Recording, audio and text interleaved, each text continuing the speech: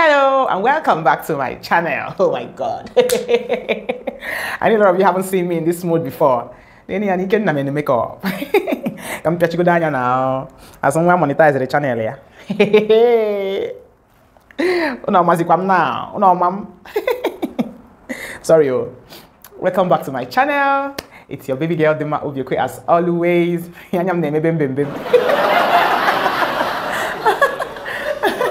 If you see my face for the first time, you're very much welcome. Don't forget to tap on the notification bell so you get to know anytime I upload new videos. And if you are a returning subscriber, thank you for always coming back to watch your baby girl. And I'm no deals that are like I'm in a different level, different light. As someone monetize the channel, yeah, you know. Okay, guys, I know you're not used to seeing me like this, but I'm just so happy. Busybody just do me, you know. I think I just come show and I say I didn't mind the glam face sometimes, so you know. So thank you for your support. I just want to thank you guys for supporting me, for making me get to this level. You know, this video is actually going to be, from the title, I already know what we're going to be talking about, but first of all, I just want to thank you guys for always supporting me, for always clicking on my videos to watch. If you didn't watch my videos, if I uploaded videos and you don't come in to watch it, I don't think I'll be where I am today. Thank you for your support. We're monetized. We are monetized. Yeah.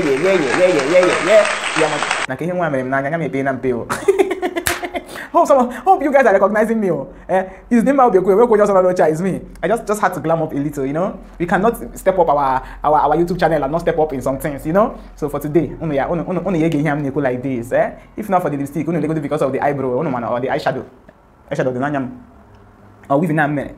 You know, it's I'm just so glad. I'm so happy. I just want to appreciate all of you that have been clicking on these my videos. All of you that have ever click. Oh, go do 2 minutes, go or 1 minute, go. As in, now we're monetized. Biko. Another thing I'm going to beg you guys is please don't skip ads. All kind of ads have issue monetization. Like, if not for the ads, there will be no monetization. You know, just allow the ads to run. Allow it to run so your baby girl can make some sense. You know, $1. You know, if 5,000 people give me $1, you know what it be now. So guys, I really want to appreciate. Okay, we're just gonna dive into today's video because it's actually a challenge. This challenge was done by Dasylvia Onu, the Anambra State YouTuber, like the biggest YouTuber in Anambra State. I don't know about any other person. She's the first person I've seen that is big there. Are you watching my video? I saw it on her channel, and I also watched Lily Pope's challenge too, and some other YouTubers too that have done this challenge. And the best part of it is she said if you do this challenge, so if you do this challenge, she's actually gonna post it. She's gonna post it on her community tab, or for the world to see. It's actually going to help us grow our channel. So that is why I'm jumping on this one. I'm going to do it because it's something very interesting to do about how my unromantic husband proposed to me.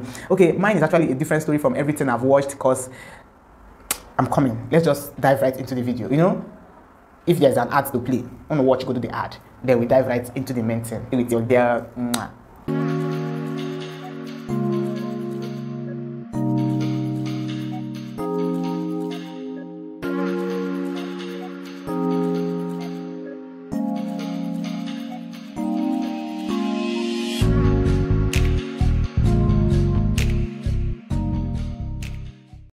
Okay guys, my husband's proposal story is actually a very hilarious one because, oh my god, I've known Chimezi, I've known him, Ogamezi, I've known him all my life. Oh yeah. He's not a stranger to me. I've known him because he served my uncle, like my dad's cousin, kind of, not a direct cousin, but his maternal home, the same kindred. He served my uncle, and he's a very close. My uncle is actually a very close friend to him. Like, they are very, very, very, very close. So that my uncle is married to my husband's elder sister. So he came to do boy for them. Like apprentice. So I've known him all my life. During my primary school days, I knew him. Secondary school days, I knew him because even after serving them, he was still staying in that same compound with them, and we lived on the same street. So I'm going to make it, I don't want the video to be too long, so I'm going to actually make it very short. I'm going to make it in a step up my English level. They may monetize. So my dear, one of the days after secondary school days, we wrote our WAEC and all that, you know, jam bites. we haven't gotten admission and all that. So I told I visited my uncle's place, and my husband was actually offload. He's a sound engineer, so he went for a job. He came back with his boys. They were actually doing some offloads, like packing up and all that. So he was in the vehicle when I passed. I was like, but Chime is a good. I call him brother. Oh my God! Brother. All the while I've known him, I call him brother.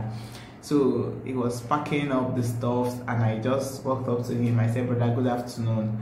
He was like, how are you? How are you doing? And I passed him. I went to the store. Then my uncle has a daughter that we went to the same primary school. We were friends, very good friends, and we were more like sisters while growing up. We went to the same primary school. We didn't go to the secondary school or university, but people used to think we were siblings, like from the same mother, father. So I came to visit her. They have a store in front of the house. So I came to visit her in the store, and at the point in our discussion, I just told her, give me Brachime's number. Somehow she hesitated. She didn't want to give me, because she said I was going to start asking for recharge card. I'm known for that. Brother, send me recharge card. Any brother I see, brother, send me recharge card. So she was like, she was not going to give me her uncle's number because I'm going to ask for recharge card. And I thought I was going to walk up to him and collect the recharge card. She said I should go and collect it from him now. So I saw him passing through the passage. I just called him. Brachimezi, give me your recharge card now. Sorry, give me your phone number now. He was like, I should ask Amarachi to give me. I was like, Amarachi has refused to give me your phone number. He then said, bring your phone. I collected, I brought my phone and I gave it to him. He was like, okay, I should type the number. I typed his number and I saved it, Brachimezi, on my phone. So fast forward till after 1 week, I went home. After the whole visit and all that, I went back home. After 1 week, I called him now. Usually, the reason why I collected, Amarachi was actually right now, recharge card at one bag. After 1 week, I called him, Amarachi, please send me recharge card now. He said, why not? He sent me, was it 750? And then it was just 1,500, 750, 400 recharge card that MTN had. So he sent me 750 recharge card. And as an epistology girl, I'm an epistle. I just typed the message. So next time they will send me more. I told him, God bless you. Thank you for the recharge card. Thank you for the recharge card. God bless your business. I wrote all the things.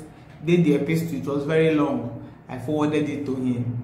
My dear, my brother read the message. In his mind, he was like, this Mochidima has grown. I didn't know that brother has been eyeing me since. So he said he has always had interest in me, but because he didn't want to insult. I was his elder sister's daughter's age mate, so he didn't want to lose the respect he already had. He didn't know what my reaction, and he was seeing me like a small girl. So what kind of business will he have with this girl, no matter what the feelings are or anything? So he called me after he read the message. He called me, he asked me, how were you? I said I was fine. So he then said, okay, where was I? I told him I was in the house. I was going to be traveling to Enugu the next day to my uncle's place because post-UTME was actually coming closer. The date for the exam was actually around the corner. I have my uncle I used to visit in Enugu. I go there, I stay for some time, then write my exam at Nsukka and come back.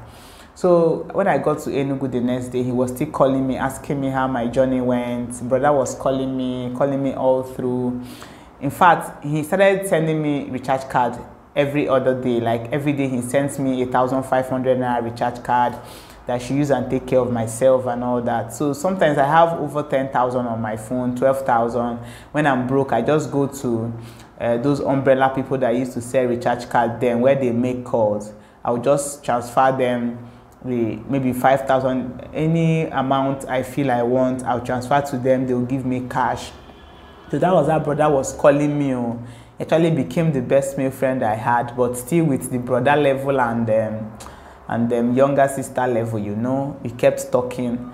So one of the post-UTMEs, one of the jams I wrote, like that particular jam I wrote, I was supposed to go with it. So when I got to my uncle's place in Enugu, I just told them that my result was not in Port Harcourt. I had to travel to Abuja to get it, which was not actually true.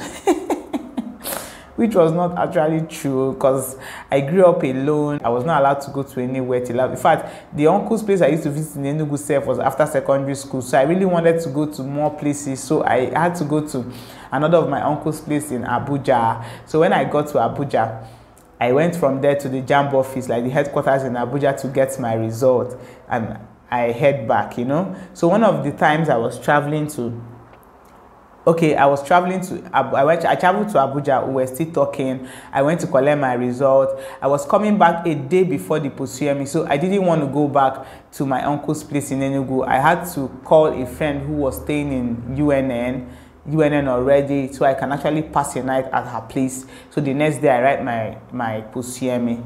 So on my way coming back from Abuja, he was still calling me to know where I've gotten to. It was more like he was actually the best guy, like the best male friend I had at that point, because I was a tomboy. I have a lot of male friends, a lot.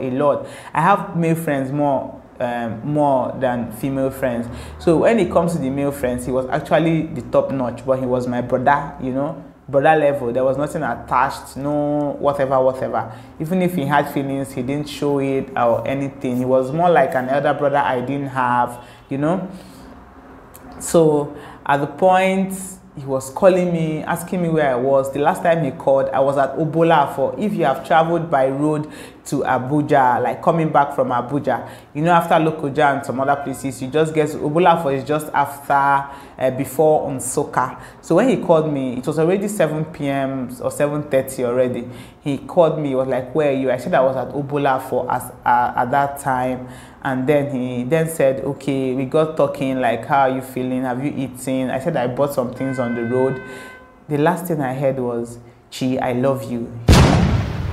Ha! What? "Chi, I love you." It was like I did not hear well. Do you know, at that point, I already liked him. I was like more attached to him, but I didn't know what the feeling was. You know, I don't know what it be.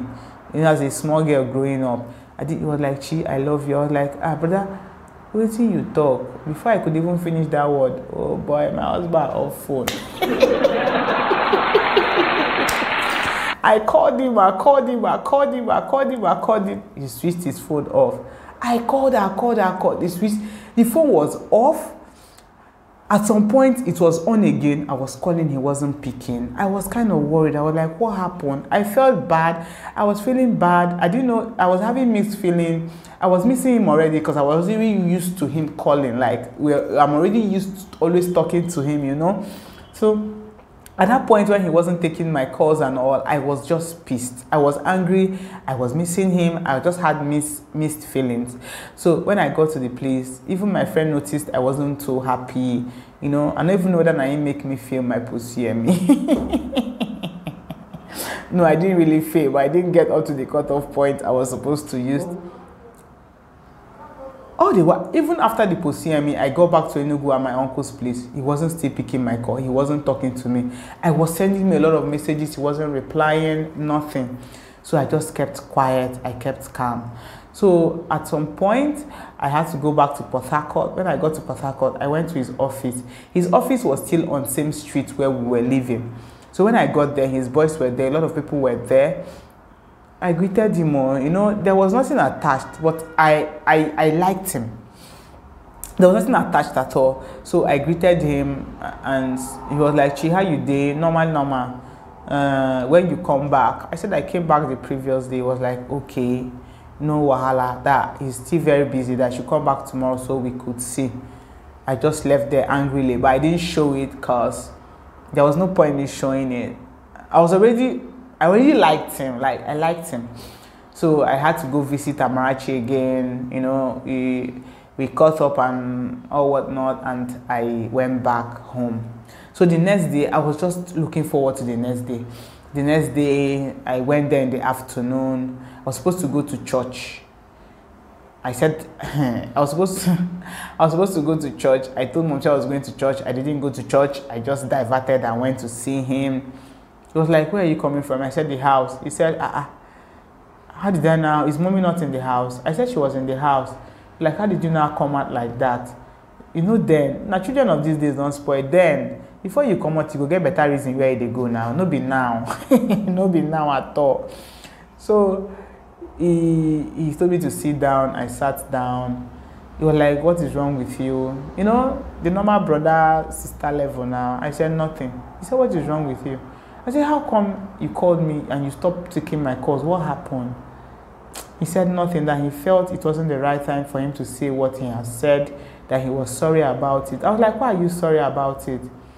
He said nothing, you know. The guy just did the drag in respect, you don't want to hear say person fall in hand or anything.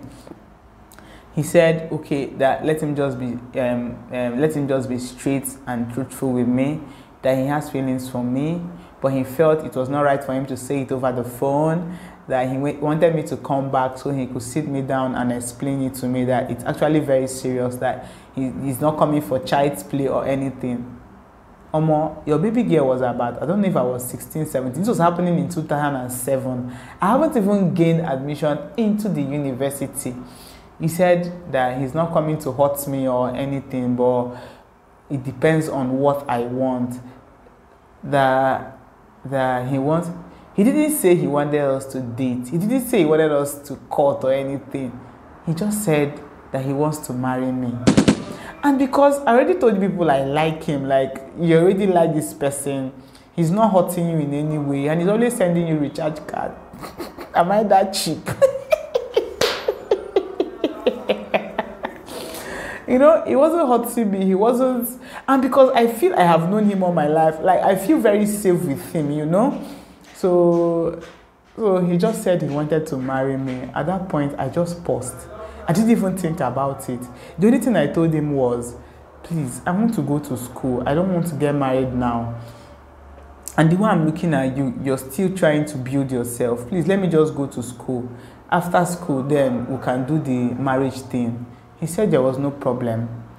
You know, but he was still doing the brother thing around me. I didn't get admission. I had to do basic at Uniport. My proposal story and love story is very long. I really want this video to be very... So that was how he proposed to me, you know, saying he wants to marry me. Fast forward from 2007 to 2012. That was when we actually got married. There was nothing again like proposal. You know, even with all the ups and downs, I don't think I want to say all of that on this video, you know, because I have actually filmed a video concerning how we met, but I didn't find it interesting because he wasn't with me, because my story is actually a very long one. I don't know if from all the videos I've watched, I haven't seen anybody who married to where I did. You know, knowing your husband, seeing him every day and not knowing he's somebody you're going to end up with, even with all the ups and downs. Even I used to call him brother. Like in the relationship, it wasn't looking like the normal relationship everybody used to have. He used to flog me. If I mess up, he flogs me, like kneel me down, tell me to hands up. He flogs me, like he flogs me. Yeah, and I go no give me a guy, you know. He flogged me. So after saying he wanted to marry me in 2007, I just told him let's go to school and all that. I went to school. I gained admission. I did basic in 2007, 2008, 9, 10, 11, 12. We got married after I graduated in 2012. My course was for 5 years. So immediately I was graduating, I got married to him. Sorry.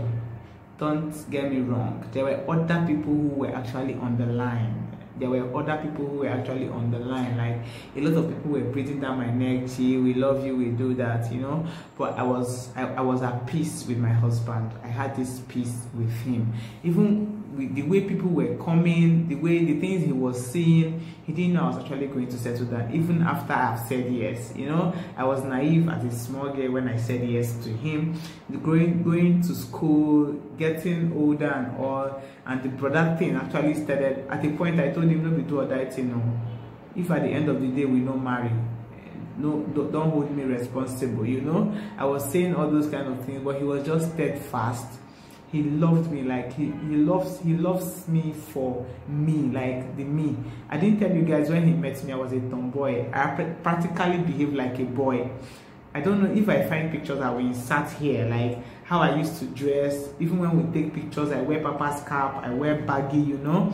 I will find pictures. If I see pictures, I will send them to you guys. Like, I'm going to insert them on this video, and if I don't, I'm sorry. Maybe one of the videos any day, I'll just try to show you guys what I used to look like then. So that was how he proposed to me, and we finally got married in 2012 after all the plenty men coming around, him crying, begging and all that. I just finally found out, or I just felt he was the one, because I was cool with him. There was no particular reason. He was down to earth. He's just I don't know how to describe my husband. I don't know how to describe him, but he has been with me. And these 9 years we've been married, wow. I don't have regrets. I don't have regrets marrying him though. I do not have any regrets. So guys, I just hope you guys will jump on this challenge. I really want to watch. The ones I've watched are really very interesting, but I want to see someone who married the way I married. Like, if you have known your husband for like ages and finally he was the one. I really want to see.